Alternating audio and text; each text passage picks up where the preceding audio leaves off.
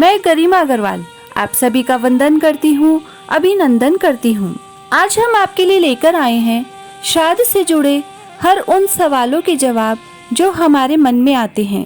धार्मिक मान्यता के अनुसार पूर्वजों की आत्मा की शांति और उनके तर्पण के निमित्त श्राद्ध किया जाता है। यहाँ श्राद्ध का अर्थ श्रद्धा पूर्वक अपने पितरों के प्रति सम्मान प्रकट करने से है। हिंदू धर्म में श्राद्ध का विशेष महत्व होता है, इसीलिए आज हमारे वीडियो में हम लेकर आए हैं श्राद्ध पक्ष से जुड़ी वह हर वो जरूरी बात जिसे आपको जानना चाहिए। श्राद्ध क्या होते हैं, श्राद्ध किसे कहते हैं, श्राद्ध क्या है। श्राद्ध का अर्थ श्रद्धा पूर्वक अपने पितरों को प्रसन्न करने से है। सनातन मान्यता के अनुसार जो परिजन अपना देह त्याग कर चले गए हैं, उनकी आत्मा की तृप्ति के लिए सच्ची श्रद्धा के साथ जो तर्पण किया जाता है उसे श्राद्ध कहा जाता है। ऐसी मान्यता है कि मृत्यु के देवता यमराज श्राद्ध पक्ष में जीव को मुक्त कर देते हैं ताकि वे स्वजनों के यहाँ जाकर तर्पण ग्रहण कर सके। इसके बाद अगला सवाल हमारे मन में आता है कि पितर देवता कौन कहलाते हैं या पितर किन्हें कहते हैं। जिस किसी के परिजन, चाहे वह विवाहित हो या अविवाहित हो, बच्चे हो या बुजुर्ग, स्त्री हो या पुरुष, उनकी मृत्यु हो चुकी है, उन्हें पितर कहा जाता है। पितृपक्ष में मृत्यु लोक से पितर पृथ्वी पर आते हैं और अपने परिवार के लोगों को आशीर्वाद देते हैं, ऐसी मान्यता है। पितृपक्ष में पितरों की आत्मा की शांति के लिए उनको तर्पण किया जाता है। पितरों के प्रसन्न होने पर घर में सुख शांति आती है। अब हमारे मन में सवाल होता है कि श्राद्ध कौन सी तिथि को करें। वैसे तो हिंदू धर्म में सभी अपने परिजनों का श्राद्ध जिस महीने की तिथि को वो गए उस पर करते हैं, लेकिन भाद्रपद पूर्णिमा से आश्विन मास की अमावस्या तक के यह 16 दिन हर घर में अपने देवांगत परिजनों का श्राद्ध क्रम उसी तिथि को करते हैं जिस तिथि को वो गए हैं, चाहे पक्ष या महीना कोई भी हो। इन 16 दिनों में साल की सभी तिथियां आ जाती हैं। अब सवाल ये आता है कि हमें श्राद्ध की तिथि ही पता ना हो तो श्राद्ध पक्ष में पूर्वजों का स्मरण और उनकी पूजा करने से उनकी आत्मा को शांति मिलती है। जिस तिथि पर हमारे परिजनों की मृत्यु होती है उसी श्राद्ध की तिथि कहते हैं। बहुत से लोगों को अपने परिजनों की मृत्यु की तिथि याद नहीं रहती। ऐसी स्थिति में शास्त्रों में इसका भी निवारण बताया गया है। शास्त्रों के अनुसार यदि किसी को अपने परिजनों की निधन की तिथि मालूम नहीं है तो ऐसी स्थिति में आश्विन अमावस्या को तर्पण किया जा सकता है। इसीलिए इस अमावस्या को सर्वपितृ अमावस्या कहा जाता है। और यदि किसी की अकाल मृत्यु हुई हो तो उनका श्राद्ध चतुर्दशी तिथि को किया जाता है। ऐसे ही पिता का श्राद्ध अष्टमी और माता का श्राद्ध नवमी तिथि को करने की मान्यता है। यह उस स्थिति में माना जाता है जब आपको निधन तिथि याद ना हो। हमारा अगला सवाल है कि श्राद्ध की वस्तुएं पितरों को कैसे मिलती हैं।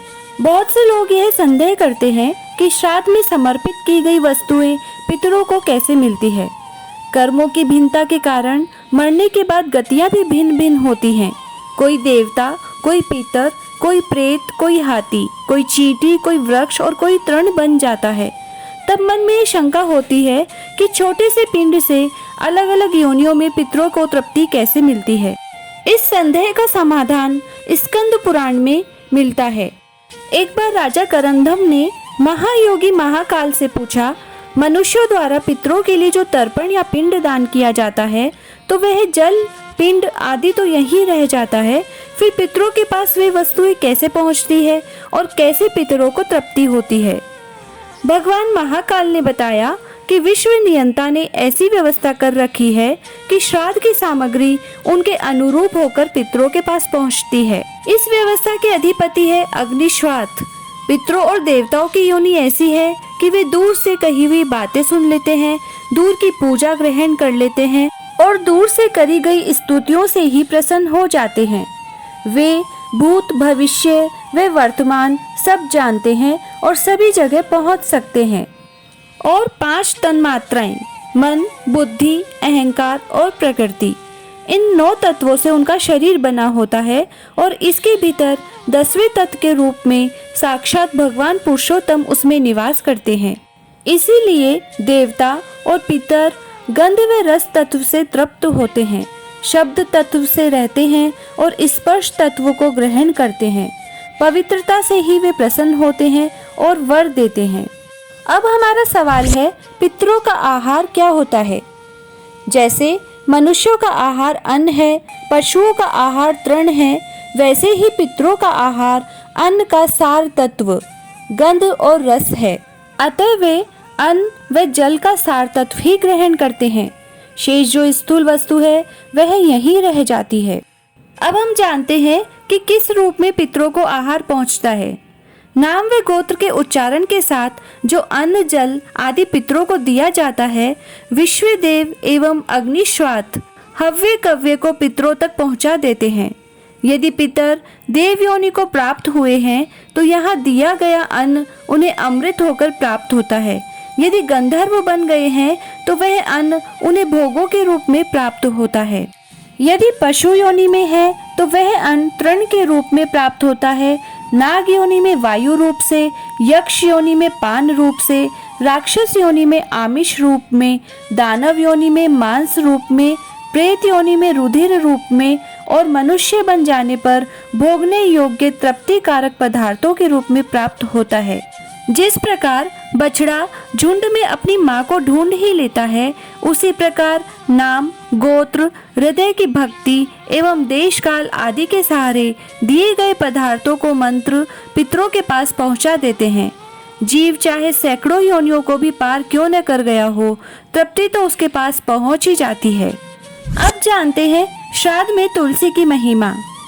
तुलसी से पिंडार्चन किए जाने पर पितरगण प्रलय पर्यंत तृप्त रहते हैं। तुलसी की गंध से प्रसन्न होकर गरुड़ पर आरूढ़ होकर विष्णु लोक चले जाते हैं। माना जाता है पितर प्रसन्न तो सभी देवता प्रसन्न। श्राद्ध से बढ़कर और कोई कल्याणकारी कार्य नहीं है और वंश वृद्धि के लिए तो पितरों की आराधना ही एकमात्र उपाय है। यमराज जी कहते हैं कि श्राद्ध क्रम से मनुष्य की आयु बढ़ती है। पितरगण मनुष्य को पुत्र प्रदान कर वंश का विस्तार करते हैं, परिवार में धन धान्य का अंबार लगा देते हैं। श्राद्ध क्रम मनुष्य के शरीर में बल पौरुष की वृद्धि करता है और यश व पुष्टि प्रदान करता है। पितरगण स्वास्थ्य, बल, श्रेय, धन धान्य आदि सभी सुख, स्वर्ग व मोक्ष प्रदान करते हैं। श्रद्धा पूर्वक श्राद्ध करने वाले के परिवार में कोई क्लेश नहीं रहता, वरन वह समस्त जगत को तृप्त कर देता है। अब हम जानते हैं कि यदि हम श्राद्ध ना करें तो उससे क्या हानि होने वाली है। शास्त्रों में श्राद्ध न करने से होने वाली हानियों का जो वर्णन किया गया है, उन्हें जानकर रोंगटे खड़े हो जाते हैं। शास्त्रों में मृत व्यक्ति के दाह कर्म के पहले ही पिंड पानी के रूप में खाने पीने की व्यवस्था कर दी गई है। यह तो मृत व्यक्ति की इस महायात्रा में रास्ते के भोजन पानी की बात हुई। परलोक पहुंचने पर भी उसके लिए वहां न अन्न होता है और न पानी। यदि सगे संबंधी भी अन्न जल न दे तो भूख प्यास से उसे वहां बहुत ही भयंकर दुख होता है। अश्विन मास के पितृ पक्ष में पितरों को यह आशा रहती है कि हमारे पुत्र पौत्रादि हमें अन्न जल से संतुष्ट करेंगे। यही आशा लेकर वे पितृलोक से पृथ्वी लोक पर आते हैं। पर कुछ लोग मानते हैं कि पितर है ही कहाँ। यह मानकर उचित तिथि पर जल व शाक से भी श्राद्ध नहीं करते हैं। उनके पितर दुखी व निराश होकर श्राप देकर अपने लोक वापस लौट जाते हैं। फिर इस अभिशप्त परिवार को जीवन भर कष्ट ही कष्ट झेलना पड़ता है। मार्कंडेय पुराण में बताया गया है कि जिस कुल में श्राद्ध नहीं होता है उसमें दीर्घायु, निरोग व वीर संतान जन्म नहीं लेती है और परिवार में कभी मंगल नहीं होता है। अब हमारा सवाल है, धन के अभाव में श्राद्ध कैसे करें? ब्रह्म पुराण में बताया गया है कि धन के अभाव में श्रद्धा पूर्वक केवल एक शाक से भी श्राद्ध किया जा सकता है।